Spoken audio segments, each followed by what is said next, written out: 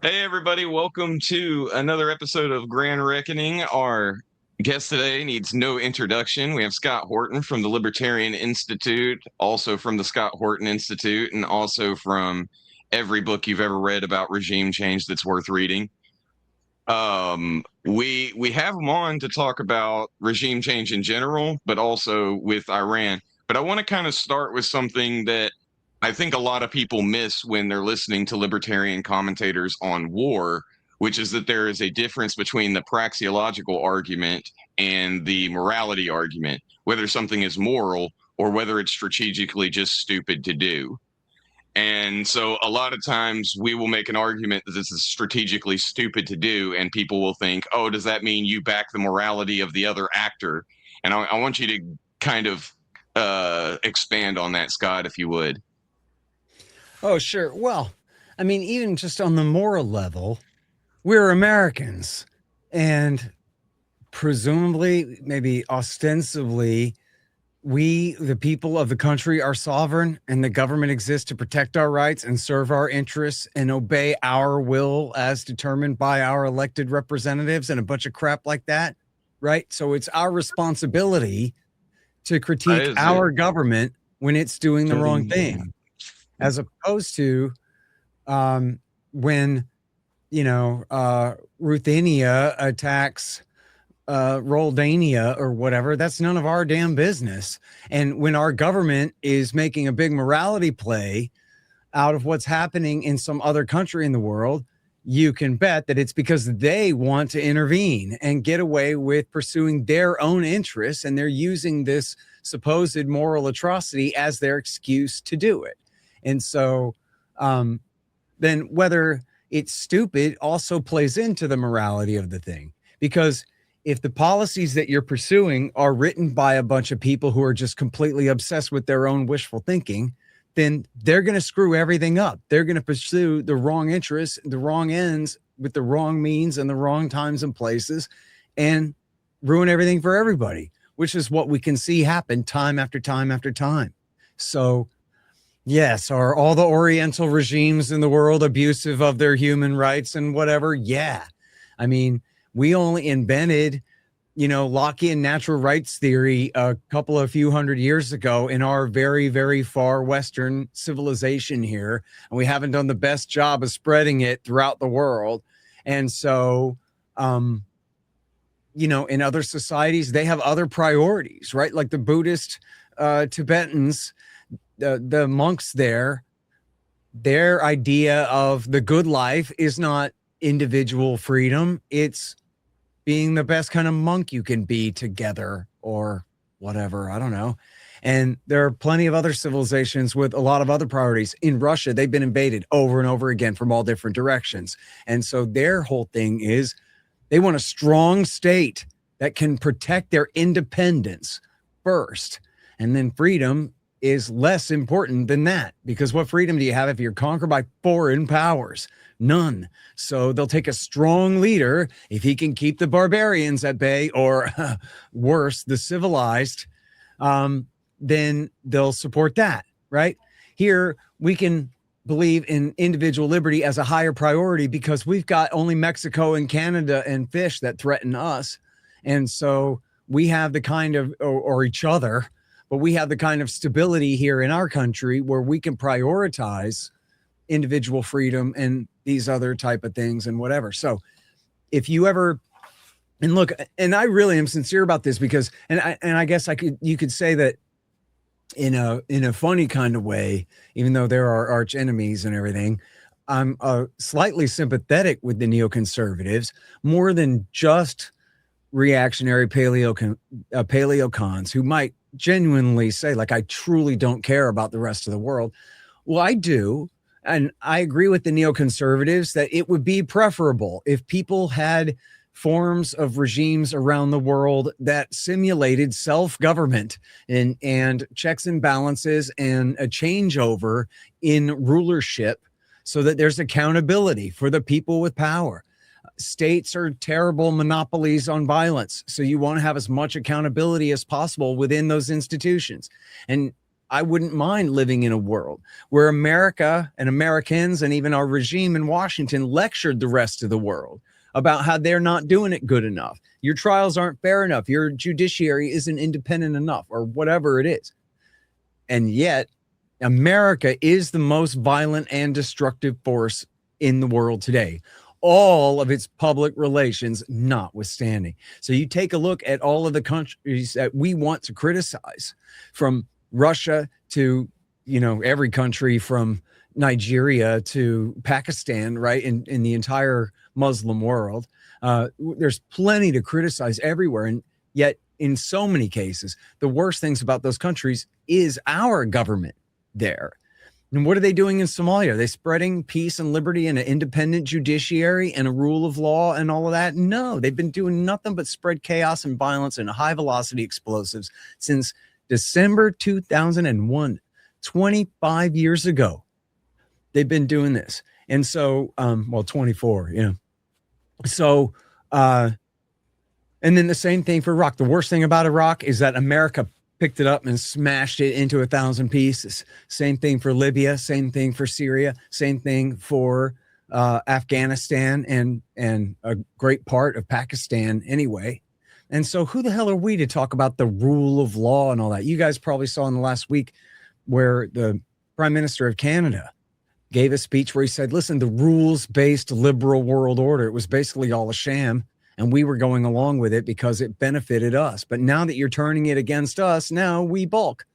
Well, I mean, what he's really saying there, the liberal rules-based world order, that doesn't mean the United Nations that everybody agreed on, which I'm not necessarily in favor of, only in its most minimalist sense as a mutual peace treaty, basically.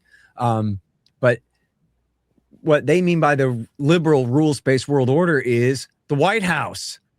The American president and his men, they get to rule the world. They get to do whatever they want. They get to break any law. They get to rewrite any rule or bend any rule to get what they want. The UN Security Council doesn't want to authorize a war. Fine, we'll just build a coalition of the willing and start a war anyway.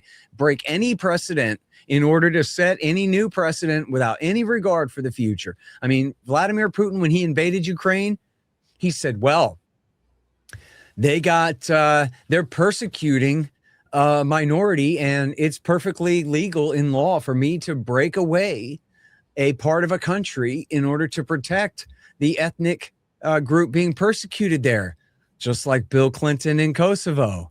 And Zelensky just said he wants to leave the Budapest Memorandum. Everybody knows that's just code for he's going to make nuclear weapons now. Weapons of mass destruction, George W. Bush. And he's killing people, which is true. He's killing people by the thousands in the Donbass in this ongoing civil war after agreeing to peace. Well, responsibility to protect Barack Obama in Libya. And so Putin cited all three of those precedents to launch his invasion of eastern Ukraine in 2022. And so, that's the liberal rules-based world order, is America doing whatever they want as the cop that can get away with murder or get away with running the red light or get away with raping a hooker or get away with extorting a business or whatever it is, because he's the law. And so as America's acted like that, they've completely discredited the entire, much of the world system, because so much of it has been manipulated and bent towards American goals recently. And then as we've seen, there's the rise of the BRICS and all of these other attempts of powers around the world to try to get out from the world order that America's created. And it's funny because when the Chinese and the Russians talk about, we want a new world order where we go by the UN Charter again, it's funny because that sounds exactly like my conspiracy theories from the 90s. Oh my God, see, here's how it's going to be, dude, is America's going to build this world empire, but we can't afford it, so it's going to collapse. It's the only way to destroy America, overextension.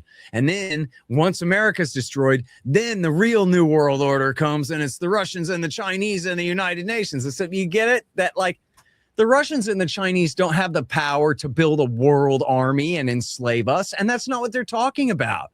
They're talking about what the UN Charter actually says, which is that the sovereign nations will respect each other and treat each other as more or less equals, even when their power is out of balance to each other. That's all they're talking about. So what H.W. Bush meant when he said New World Order wasn't that. It wasn't code for that, like, oh, some world government.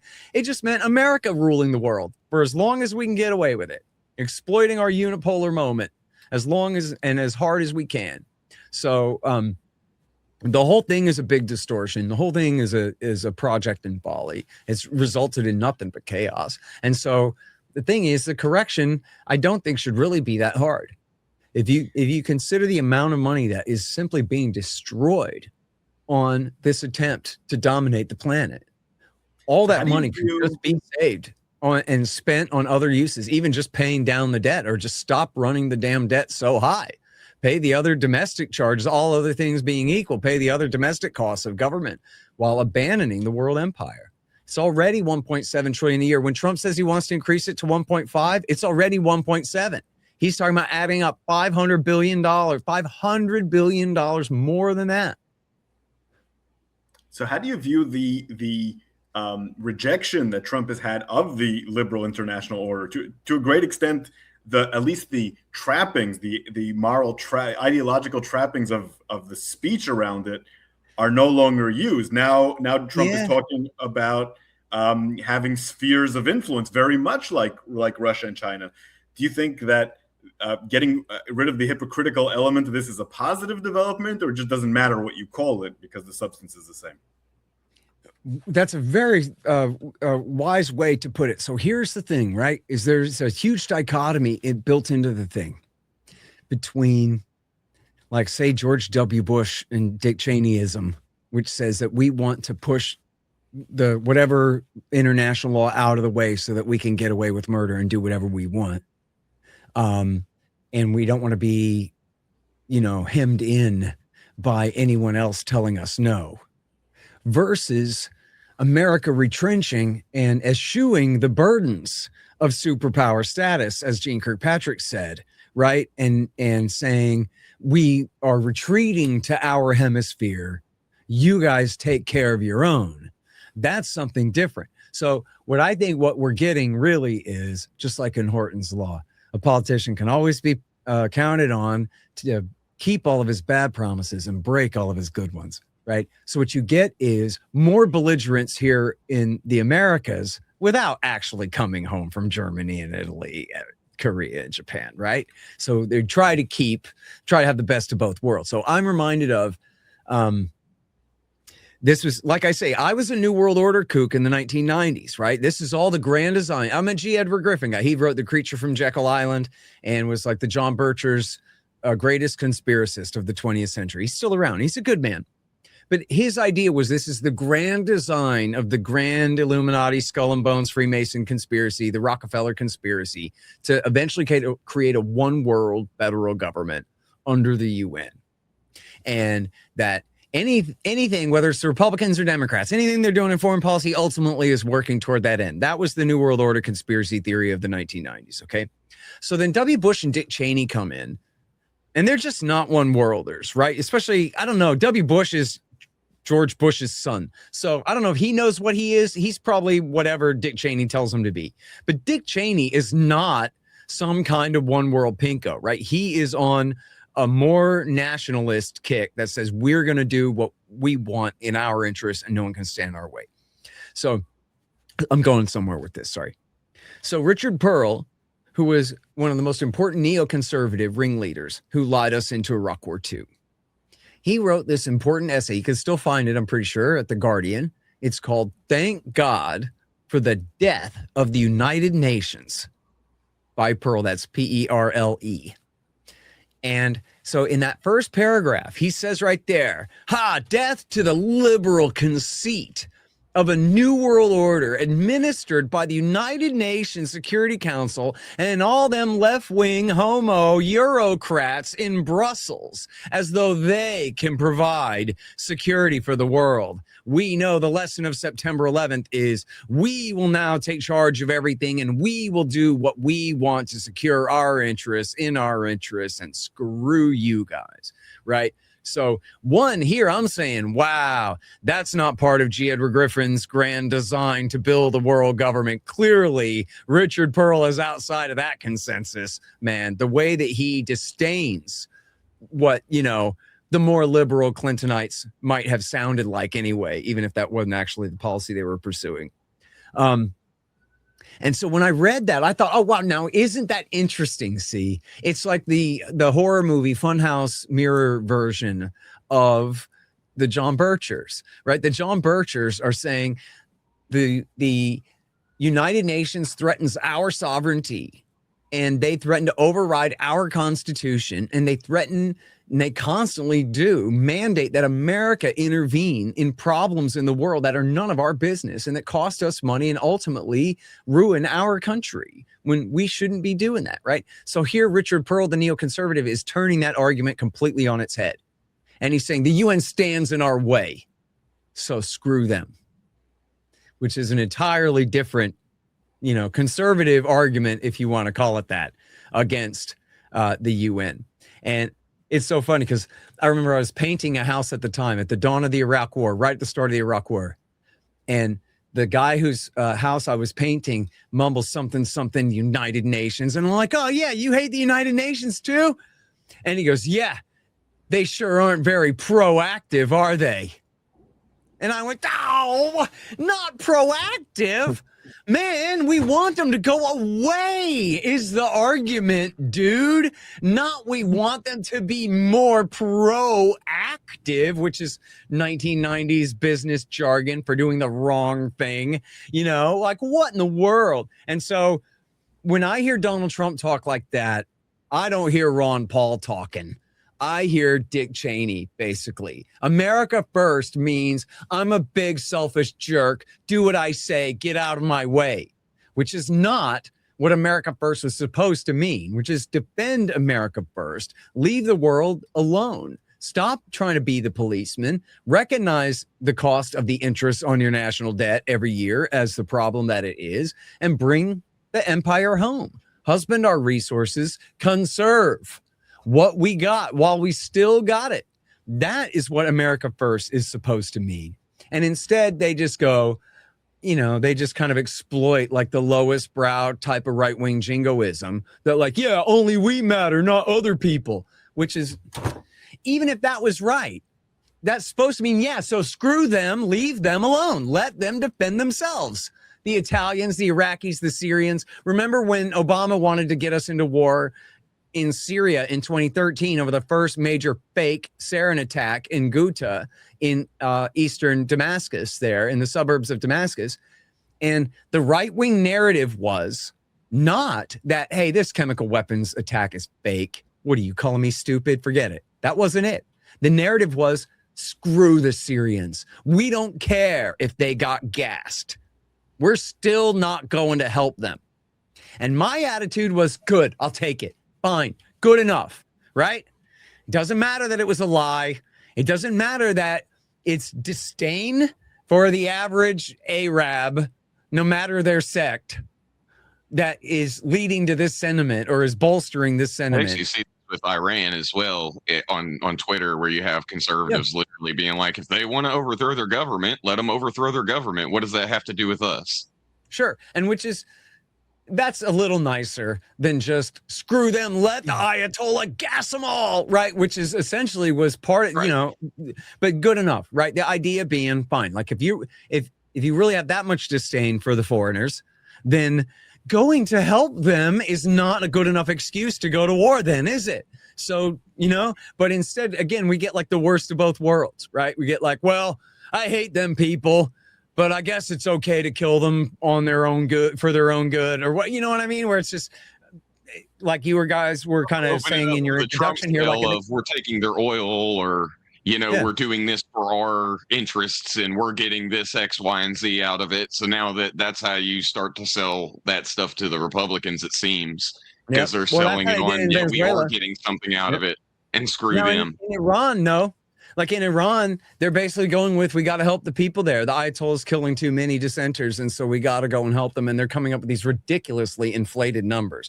30,000 killed. I saw Nick Gillespie, and I like Nick Gillespie. I know him, and he's a good guy, but I'm calling him out because I know him and like him, but whatever. It's important to do this. That it's just intolerable that in the libertarian movement you would have, major leaders like that repeating the most absurd propaganda. I mean, what would it take for the Ayatollah to have killed 30,000 people? Nick Gillespie said, he tweeted a thing saying, this is surely an underestimate. 30,000. I mean, the Ayatollah would have had to carpet bomb Western Tehran, right? You're talking like the Battle of the Somme. 30,000 people? How many people were killed by Israel over the last 2 years of merciless slaughter? Less than 100,000. I mean, people are saying these wildly inflated numbers, but the Gaza Health Ministry body count is 70,000 and then 10,000 missing. Yeah, that sounds right. Okay, that sounds perfectly within, like, yeah.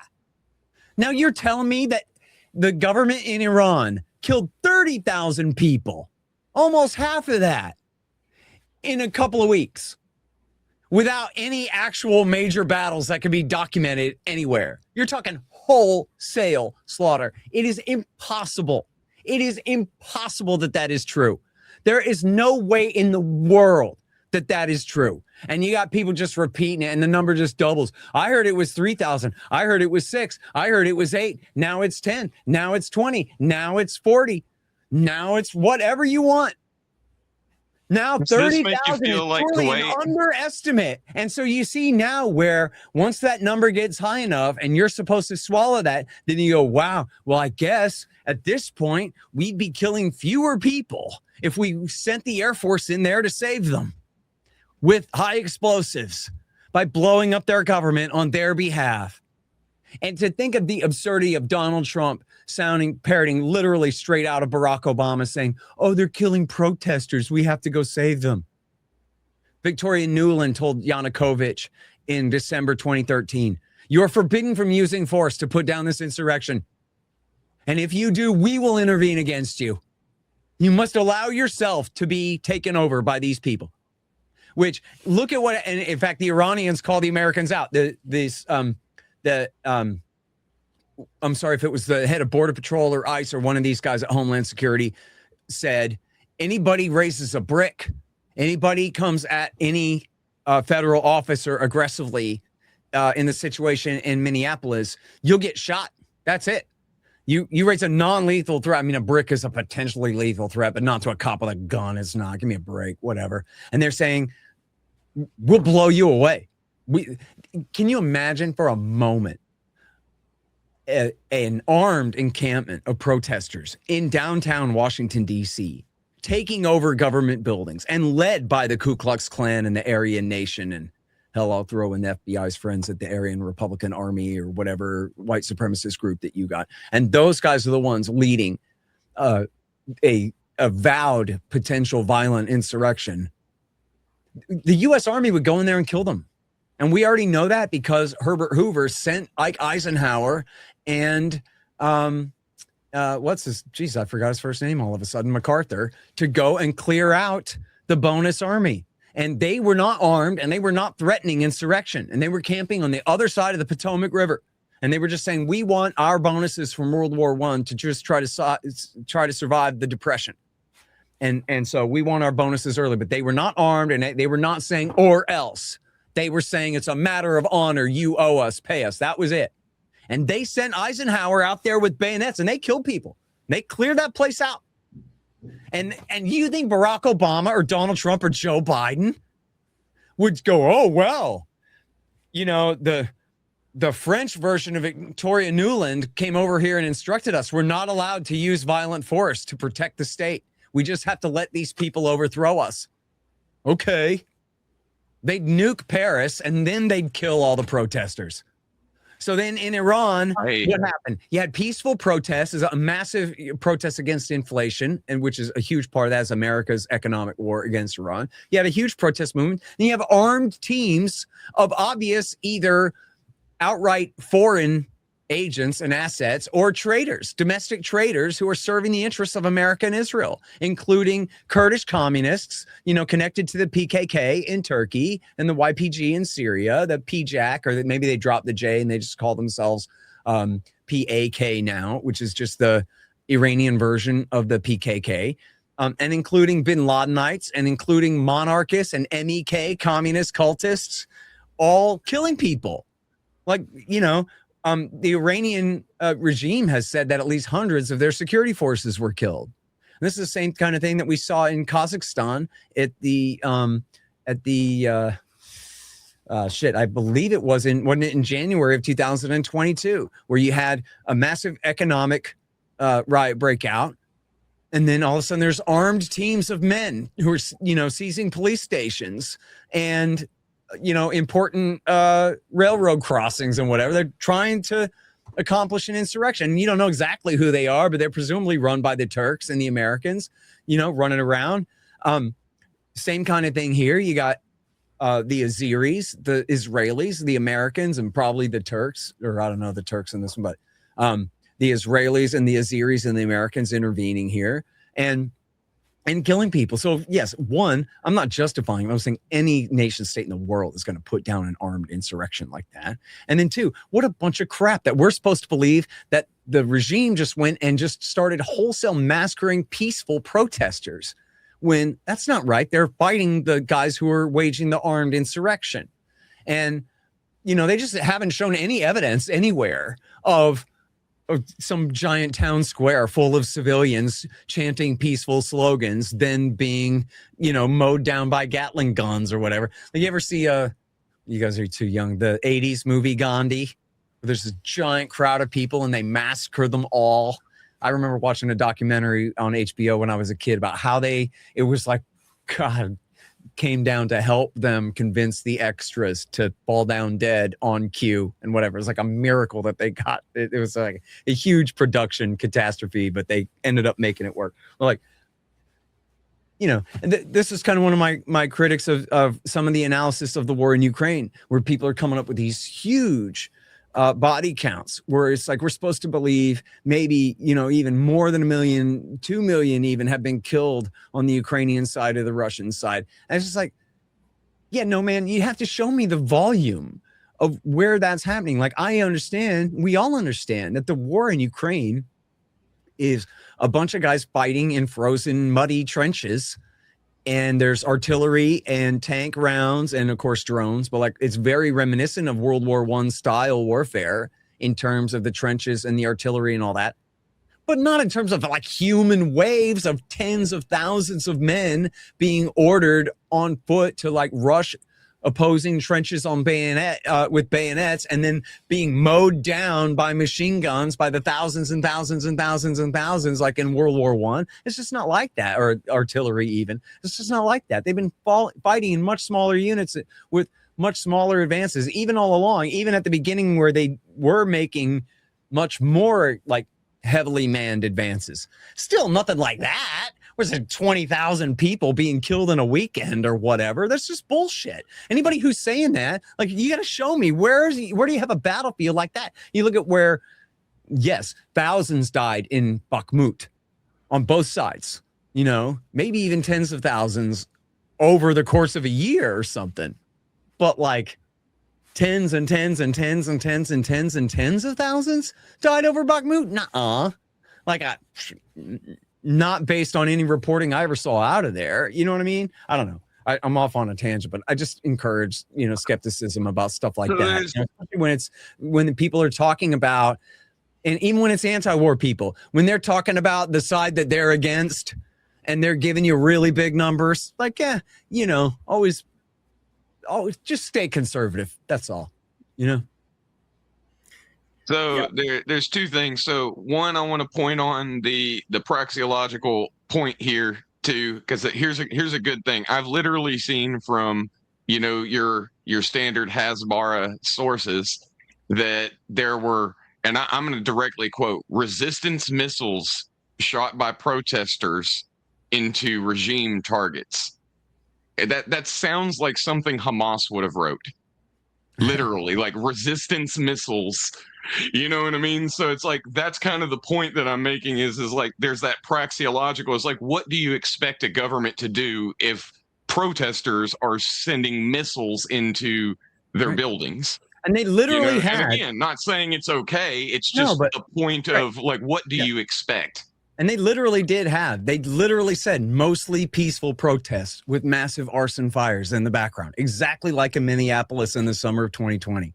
mostly peaceful protests, and it's clearly a riot in the background going on, and in this case, secondly, again, I want to ask you about what I'm sorry. I wanted to ask you about what Daryl Cooper brought up in the last episode of Provoked, the theory, if you want to explain it as well, but basically that Donald Trump is screwing over Netanyahu here. What do you think about that? I don't think that. I think basically made him burn his Mossad inside Iran was the theory that Daryl Cooper was bringing up. Yeah, I don't know. I don't put too much stock in that. I think Netanyahu and Trump are stuck with each other, but at the same time, they understand each other pretty well and work together pretty well, unlike with Barack Obama, where they just really hated each other. I just get kind of confused with that, with the whole, like, what they don't know what the fuck they're doing, and then back to, in line, then kind of seems like he's stepping out and then he's back in line. And I'm just kind of wondering, like, well, the Israeli policy always is that it's better to ask for forgiveness than permission. So just go ahead and do what you got to do, and then bribe whoever you have to later or whatever. And that's, their basic operating principle.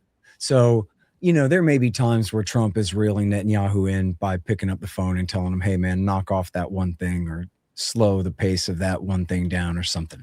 But I know what I'll do. I'll have him spend all of his resources in a failed plot to try to overthrow the Ayatollah. And then that way, once his resources are all spent, then I'll be able to work with him and he'll be in a position of worse weakness. And so then I'll be able to tell him what to do better, whatever. Nah, that's not how those two operate Let together. me also say, I used to work in Israeli intelligence, and is that right?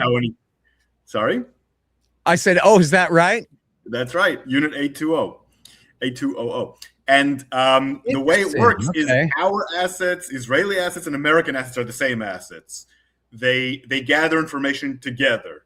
The information is processed differently, reaches different places. They have a different way of arranging it, but the information is the same information, and it's the same information that the Jordanians are getting, the Egyptians are getting, the Saudis are getting. They're all working together, gathering the same information. You burn an Israeli asset, you burn an American asset.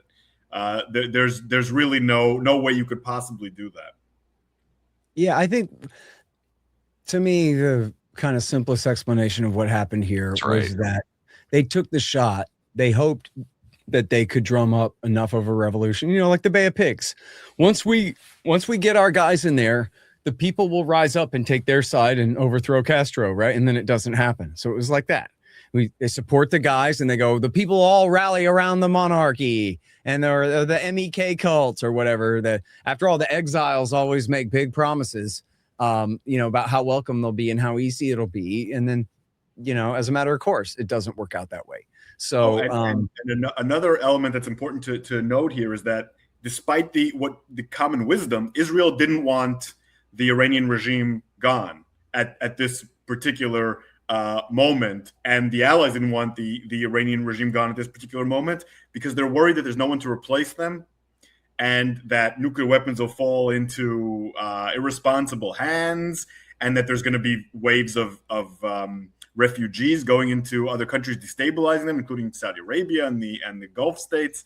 What Israel wants, and Saudi Arabia wants, and others want, is a replacement regime that can move in, and they're trying to build it, and they don't have it yet. And that's one of the reasons the attack is taking so long.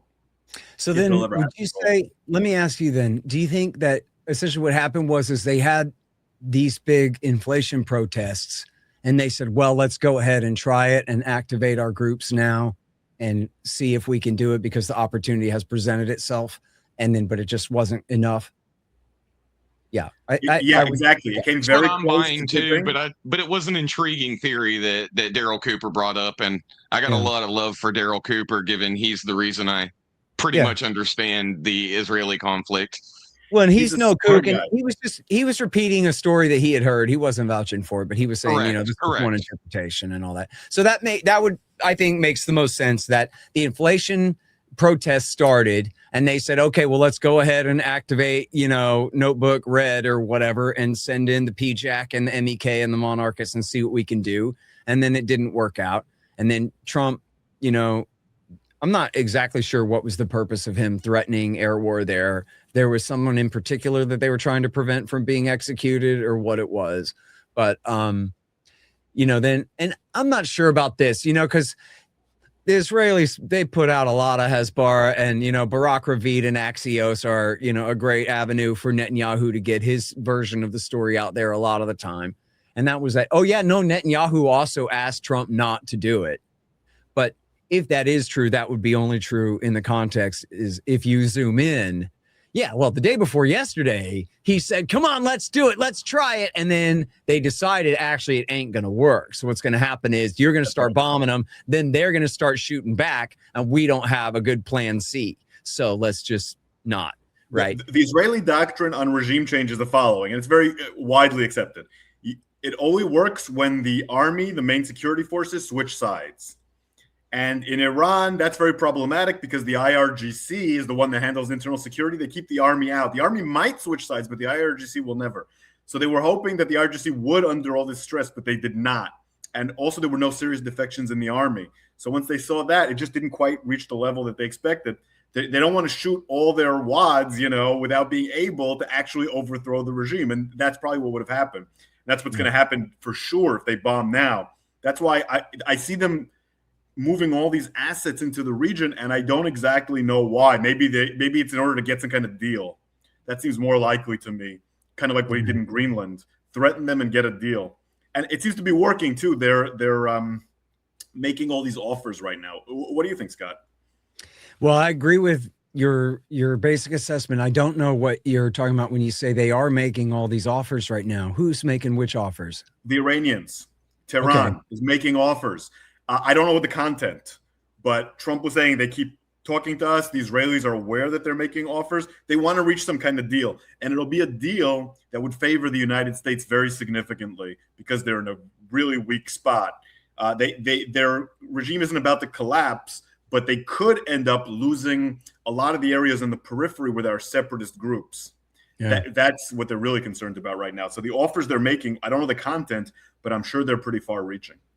I mean, there's only one real prize, and that would be abandoning enrichment altogether, which, boy, if they climb down after all this now, that would be something else, I'll tell you. But I wouldn't bet on it. I don't know. I think the lesson everyone has learned is that you need nuclear weapons to survive, right? Look at North Korea. Well, that's what I was saying. I would see them going North Korea rather than climbing down. Maybe, but you know what? Here's the thing of it. They never wanted nukes in the first place. America took away their main reason that they ever really considered making nukes, and that was the Saddam Hussein regime in Baghdad. And America installed Skiri and Dawa in power there instead. So they're cool. That problem's taken care of. They sure don't need nukes for dealing with the damn Taliban, right? And then 1 or 2 gun type A-bombs isn't enough to deter the United States. They have no ability to deliver those weapons even to Israel, and certainly not to the United States. And they know that if they really broke out and started making atom bombs or tried to start making atom bombs, America would invade. America would send in the B-52s and would level Tehran with carpet bombing, if not atom bombs, and would go in there and would, and every president has meant it when they swore it. W. Bush and Obama, Biden and Trump have all absolutely sworn to the Israelis that if Iran broke out towards a bomb, we will go to war to make sure that they do not get to that point. And I think the Ayatollah knows that. And essentially what he had this whole time was this bluff that, look, man, don't attack me and I won't make a nuke. But then Trump called this bluff. Said, all right, now I attacked you. Now what are you going to do? And the answer is, well, he can't really make a nuke because he still has that time frame that it would take. And now it's a much longer time frame than before, because not only did America bomb Natanz and Fordo, and I think they really set Fordo, maybe completely took Fordo offline. Natanz, they still have some centrifuges survive that. But crucially, they destroyed the facility at Isfahan where you do the transformation from metal to gas and back to metal again, after enrichment. You enrich the gas, then you turn it back into metal as highly enriched uranium or higher enriched uranium, right? So without that conversion facility, they're basically just a boat stranded in the ocean. They can't really do a damn thing. Even with a giant cascade full of centrifuges still operational, they can't do anything with it. So it could be that, look, the Ayatollah was bluffing. Trump called his bluff, and it was an empty threat. And that he really doesn't have any options to make a nuclear program, to make a nuclear weapons program now, not in any way that's, actually viable and could be taking place during the time frame there. So it could be that he's just calculated that, well, screw it, right? Like, if I can't enrich anyway, and this guy Trump, he's gonna bomb me if I start trying to enrich again. He's just gonna bomb wherever I'm enriching again. And clearly my bluff is called. And that's really their only demand, is to give up enrichment. I don't know. He's, as far as Ayatollahs go, this guy is not as ideological as he's often portrayed. You know what I mean? The fact that his fatwa has stood this whole time, that we don't use weapons of mass destruction, we don't make weapons of mass destruction this whole time, and has not apparently changed even after the bombing of last June, would go to show that I guess that would be within the realm of possibility. And after all, with the economic war too, Trump took Obama's crippling sanctions and said, oh, yeah, well, I'm going maximum pressure. And he meant it. I mean, they went after him every way that they can. And in fact, I read this thing in the Journal. I don't know if it's true, but it rang true enough in the Wall Street Journal, that they have completely isolated Iran from Iraq's banking system. So now they can't even launder any of their money through Baghdad anymore, that they've just been completely pwned by the U.S. Treasury. And there's, other than the Pentagon and maybe the CIA, there's just no force more powerful in the world than the U.S. Treasury Department. They will shut your country down, and they have here. So, as I've often said, I don't know when I first coined this, but like, if you're the Ayatollah, what are you going to do with a problem like the United States of America? You're going to accommodate, because you don't have a choice. That's it. So like, how far they're going to go, they're going to break their back, bending over backwards to try to accommodate us? Probably not, but like pretty far. Yeah. And they've been, anyway, I could keep going. There have been other opportunities throughout the years where we could have come to an accommodation with them previously. This is the weakest Iran has been probably since 79. So yeah. The deal you could get now is not a deal you could get a few years ago. You could have gotten a deal at any point, but right now the deal would be very, very favorable to the United States. And I think, I hope at least, that's why all these assets are being moved there, in order to get a better and better deal, and not in order to bomb the bejesus out of Iran, because that won't change the regime and will kill a lot of people. Yeah. So I'm very concerned about that. Well, and by the way, last June, it was clear, and I think they picked up the phone and told them, look, we're not changing the regime, so don't go overboard, or we might, kind of thing. Whereas this time, if you're really going to destroy the state, then it at least raises the possibility, maybe they wouldn't do this, but it raises the possibility that they would just fire every last missile they got, and that they would send all their speedboats out to, if not directly attack American Navy ships, but they could attack all kinds of economic and or military targets all up and down the Gulf. And we have a massive Navy base at Bahrain, where the Fifth Fleet is stationed, and a massive air base at Qatar, where Central Command is stationed, as well as the Air Force. And then we have a massive Army base in Kuwait, where tens of thousands of troops there. And then I don't know what all we still have in Saudi Arabia, but there's $10 bazillion worth of economic targets all up and down the west coast of the Persian Gulf there too. So if what do you expect a falling regime, an absolute desperate falling regime of, yes, Islamist fundamentalists to do, right? They don't have nukes to launch, but they could sure shoot off a hell of a barrage on their way out. And I think potentially their fear that Trump would get so angry that he might even use nukes on them might be the only thing that would prevent them from retaliating with everything they got, which is a real concern, quite frankly, right? Like if things had gotten that far out of control under Obama or Biden, still, I don't think atom bombs would be on the table. But with Donald Trump, dude, you don't want to get that guy that upset. You know what I mean? What do you mean they just wiped our naval base off the map? Get me Missouri on the line. You know what I mean? So I don't know. It's a dangerous time, man. I'll tell you. And the joke is, right, that it doesn't have to be this way at all. The joke is that Donald Trump, just the same day we're having this conversation, he could just hop on Air Force One and go to Tehran and say, give me a runway. And then land and say, I want to meet the Ayatollah. Get him out here. I think this is something also that could be, again, it's another one of those things that, like you said earlier, like, it's been mentioned in some reporting, but it's not necessarily confirmed, but it rings true. It's likely to be true. There are people complaining that Iran is actually bringing in Shiite militias from Iraq to help them put down these protests. So if you did want an organic revolution, one thing that's stopping that from happening is literally the overthrow of Saddam Hussein. Interesting. I hadn't heard those reports, but that's very possible. They definitely came to help in the dirty war in Syria on the Syrian side. There's a funny little paragraph. I tried to construct it right in Enough Already about how in the dirty war in Syria, you had obviously Al-Qaeda in Iraq. In Syria was the al-Nusra Front that America backed and eventually split back into two, with Al-Qaeda in Iraq and Syria led by Jilani, and Al-Qaeda in Iraq being led by Baghdadi, who then ended up creating the caliphate and all that. But then you had Afghan Taliban were coming to fight on America's side and Jilani and Al-Qaeda's side, rather than face the pressure of the surge going on at the same time in Afghanistan against them.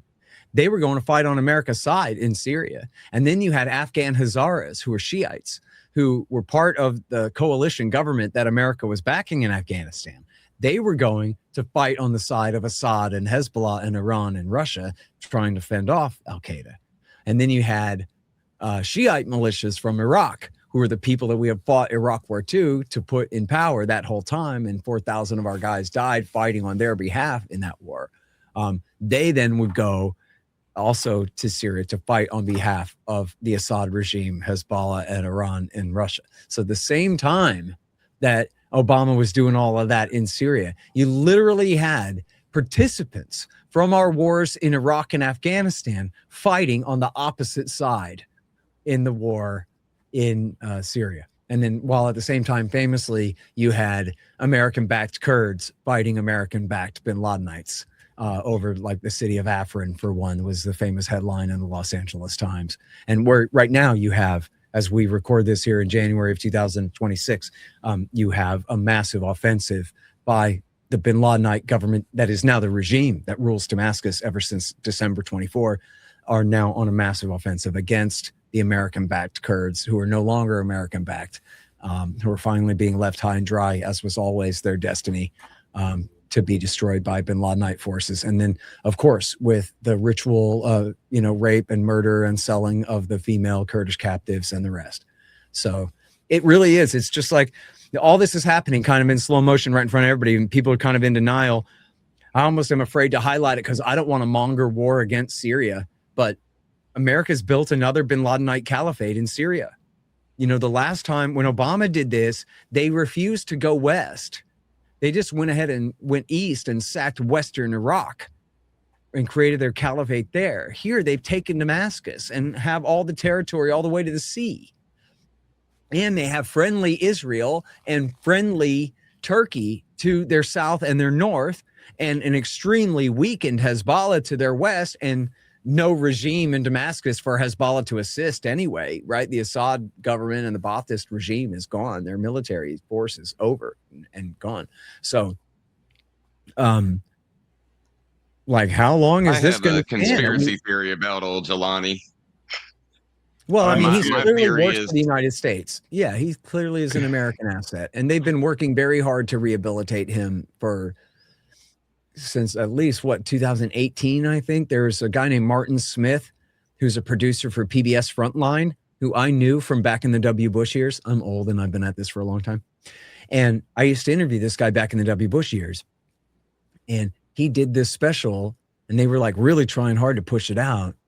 They did this special where they interviewed Jolani, and they, dress him up in a monkey suit and try to have him act all civilized and all this. And he admits in that interview that he fought Americans in Mosul and Ramadi in Iraq War II. Like, you would think that's all you need to know, right? And when I had Martin Smith on the show, I just barbecued the crap out of him for doing this, for working with Turkey and the CIA to rehabilitate this head-chopping lunatic, suicide bomber, terrorist, murderer.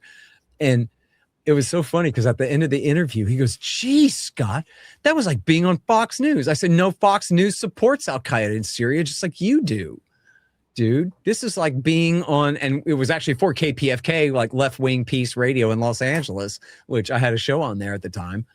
And I'm like, no, this is like being on KPFK, dude. You're committing treason on behalf of bin Ladenite suicide bombers. And this guy's still sworn blood oath loyal to Ayman al-Zawahiri, the butcher in New York City. And your job is serving him, trying to convince me and my audience that he ain't so bad after all. Because why? Say it with me, class. Because Israel hates the Shiites more. Because Israel is worried that Iran uses Assad to back Hezbollah. And even though it was the bin Ladenites what knocked our towers down, the Israelis don't care about that. And therefore, Washington doesn't care about that. They care more about... I can give you a little bit of insight to what's going on there. Israel has soured on al-Jolani now, and Turkey and Qatar are trying to convince the United States to continue to support him. And right now there's a battle over that. So don't be surprised if the United States switch sides yet again and start working against their former proxy. And of course, you were talking about how they support. They want to replace him with, though, now, right? I mean, who are they going to replace Jolani with? To my theory. My theory is that there was a deal that southern Syria would be relinquished to Israel, and an Abraham Accord type deal would be made with Syria, and in exchange for recognition of Israel. And then you have that big UN conference where he shows up and refuses to recognize Israel, and kind of the whole time since he's been in control, he's been fighting Israel over the southern half. As you see recently, I think he just released a map that showed the southern half of Syria as not part of Syria anymore, as part of Israel. And if you notice, the attacks from Israel have started to calm down a little bit. So I think they're kind of trying to push him back into the deal that he made. Now, I have no proof of said deal, but that's what it seems to be to me. That's what makes sense. I'm behind on this stuff, man. I'm always fighting the last war. I'm always working on the audiobook of the last book. I'm always behind. So I really need to read up on all of that, man. But that sounds very smart to me. A lot going on. So let's switch gears a minute to Venezuela. Okay, sure. What can we learn about Trump's approach to regime change from what he did in Venezuela? It's such a completely different approach, I find, from in the past. And he even referenced, he left the government in Venezuela in charge. And he even said, "I'm trying to avoid the mistakes of de-Baathification." Obviously, he didn't use that term in Iraq. What do you think? Do you think he's like learning the important lessons from the past, or what's going on there? Well, yeah, there's definitely a bit of that, right? He didn't go for regime change. He went for president change. And then he held a gun to the new lady's head and said, "Look, I'll kill you." I mean, that's virtually a direct quote. He said, "She will do what I say, or her fate will be worse than Maduro's." Well, the Delta Force kidnapped him out of his bed. So what's a fate worse than that? It's a bullet in the head, is clearly what he meant, right? He wasn't threatening to torture her. He was threatening to kill her. And so the lesson there was, I don't want to hear from any Wolfowitzes telling me to de-Baathify the government and disband the army and occupy and rebuild the entire country, or some kind of harebrained mission like that. In fact, in his New York Times interview, he compared it to Jimmy Carter's failed rescue mission, Operation Eagle Claw, trying to get the hostages in Iran in 1980, when the planes and the helicopters crashed into each other in the desert, and it was a big botched embarrassment and all of this. Or maybe it was late 79. And so he was like, that was the risk I was running, was that I could have a helicopter go down, right? It could have looked very bad for me, right? But instead it worked like a charm. No Americans were killed in the thing. A couple of guys got shot but survived and went to the hospital, and I think are already released, but they're okay anyway. But no Americans were killed. No aircraft fell out of the sky or anything like that. it was like an Afghan night raid against the head of state and his wife. It was amazing. You got to admit, it's amazing. Like if this is just a movie or whatever, like, wow, all right. So, and I'm sure the based on a true story movie is going to be like a lot of high fives in the Delta Force, right? Combat Applications Group for the win. So now, but then, my worry then is that now Trump would be really high on his own supply here, that like, wow, look at how heroic I am and look at how easy that was. And, I was able to pluck this president right out of his home. Well, I don't know if he'd be crazy enough to try to kidnap the Ayatollah. I think not, but he might be crazy enough to just drop a bomb on his head then. He might be inspired to think that, you know what? I mean, hell, look, I don't know, the Greenland thing, I'm not sure what to make of it. He immediately started threatening to use military force to take Greenland away. It's amazing how far he was willing to back down on that. So essentially the terms of the 1951 treaty that we already had that said we can have bases wherever we want there. But at least, I don't know if this was the purpose or not, but he did help to sow dissension in the Western Alliance. So on its face, that's good for what it's worth, But in terms of what we get out of Venezuela, I don't know. Like he's dictating these terms to the new, government there, or the new leader there, but I'm not sure exactly which terms he's dictating and how far she's willing to bend on that. And after all of the right-wing critics are correct that the Maduro regime, the commie regime there, is a completely corrupt commie gangster state, right? I mean, it's not like full Marxism where the government owns all the means of production or whatever, but it's a hell of a lot of political intervention in the economy, like beyond any reason. And it's completely corrupt. Drug cartel state. Yeah. Runs on a lot of black market cash and all kinds of stuff. And a lot of that is because of America. Again, the Treasury Department declares war on your country. Good luck. So that's a huge part of it too, on top of all the communism and everything. But, it is a very corrupt state. So just how well is America going to be able to get their way there? And whether the Chavista regime, and by the way, the new lady, Rodriguez, the reporter Greg Pallas says that she's to the left of Maduro. She's more commie than him in the like ideological commitment sense. And you saw where Trump immediately threw the right wing under the bus. He said, we're not putting the right wing in power there, dude. They do not have the popular support to do it. We're not even going to try it. Forget it.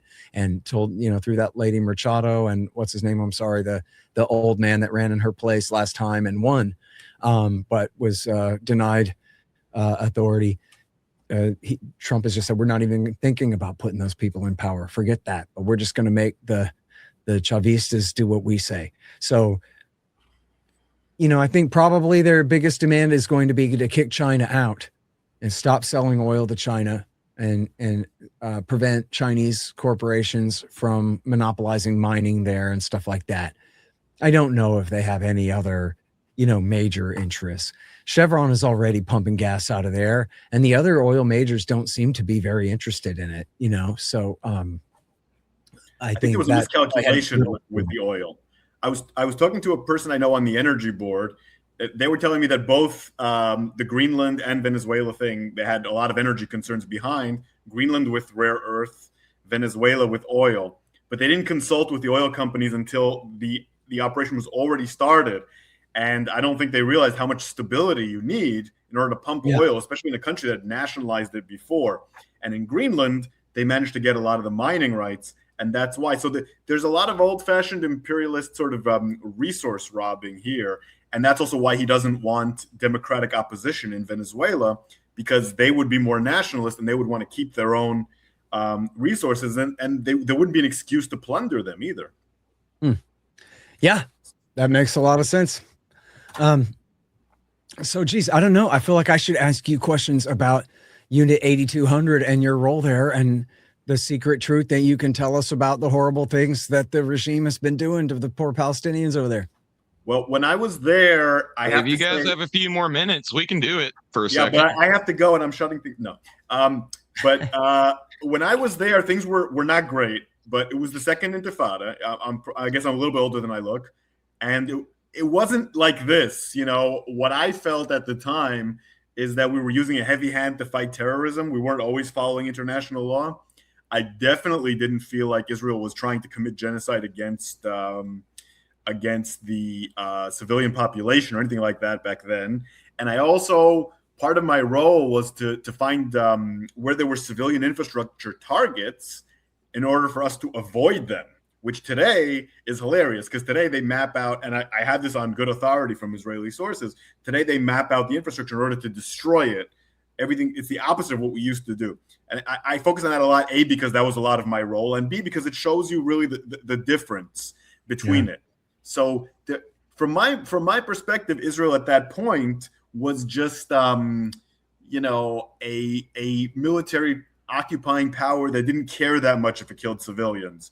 And from what I understand today, it's a military force that is there to destroy civilian life completely in Gaza. And in the West Bank, it's a little more complicated to help the settlers destroy civilian life completely and then maybe step in and mop up the rest. So people who were in the army in my day and people who are in the army now, they're describing a completely different system. I don't know exactly when it switched. My guess would be well before October 7th.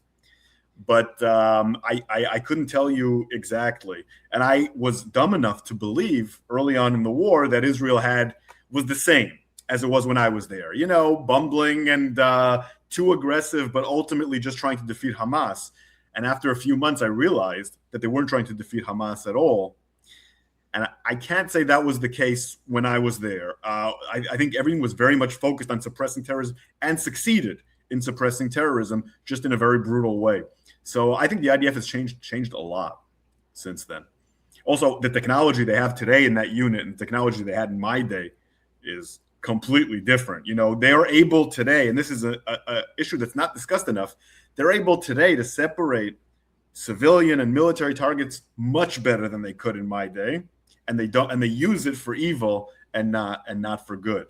They track everyone. They have facial recognition of everyone, and still they're slaughtering so many civilians. Yeah, so, man. So well said. Yeah. That's going to be the most important statement out of this interview right there. So thank you for that. Seriously.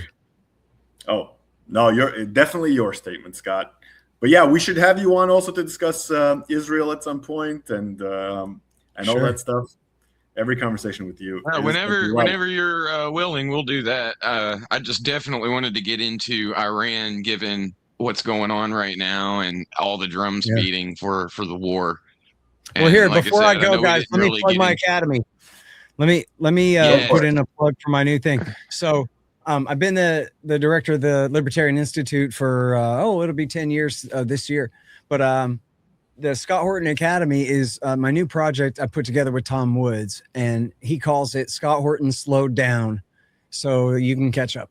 So what it is basically is long form courses by me and other guys, essentially walking you through all this stuff in a way where hopefully by the end, everyone is essentially caught up as good on this stuff as me, where you guys could each be the interviewee on all this same subject matter after, taking these courses, that you essentially will be all the way filled in on the cause and effect all the way through here and how it got to be this way. The purpose of it to multiply our forces so that there, so many more of us to be interviewed, not just to interview, so many more of us to really, build our own echo chamber of non-interventionism out here, especially on the libertarian right. And so, but for everybody too. So it's scotthortonacademy.com. And we got a promo code because I gave a speech in Arizona the other day. So just use a promo code Arizona and you'll get 10% off.